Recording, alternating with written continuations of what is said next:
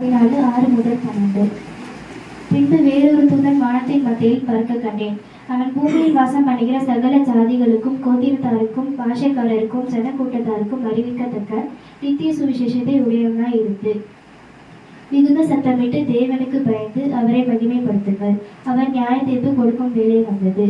வானத்தையும் பூமியையும் சமுத்திரத்தையும் நீரூற்றுகளையும் உண்டாகினவரை தொழுது கொள்ளுங்கள் என்று கூறினார். வேறொரு தூதன் பின் சென்று பாபிலோன் மகாநகரம் விழுந்தது. தன் வேசித்தனமாகிய உக்கிரமாகிய மதுவை சகல ஜாதிகளுக்கும் குடிக்க கொடுத்தாலே என்றார். அவர்களுக்கு பின்னே 3ஆம் தூதன் வந்து மிகுந்த சத்தமிட்டு மிருகத்தையும் அதன் சொரூபத்தையும் வணங்கி தன் நெற்றியிலாவது தன் கையிலாவது அதன் முத்திரையை தரித்துக் கொள்கிறவன் எவனோ அவன் தேவனுடைய கோபாக்கினியாகிய பாத்திரத்திலே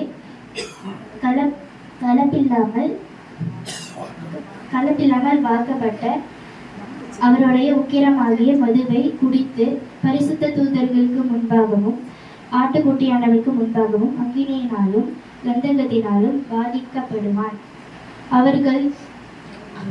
அவர்களுடைய வாதையின் புகை சதா காலங்களிலும் எழும்பும்.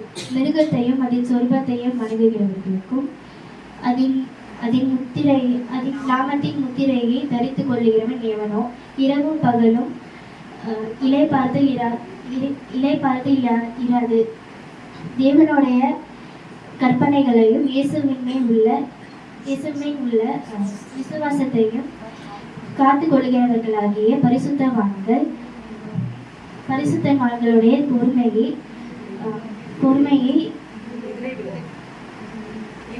இதிலே விளங்கும் என்று கூறினார்.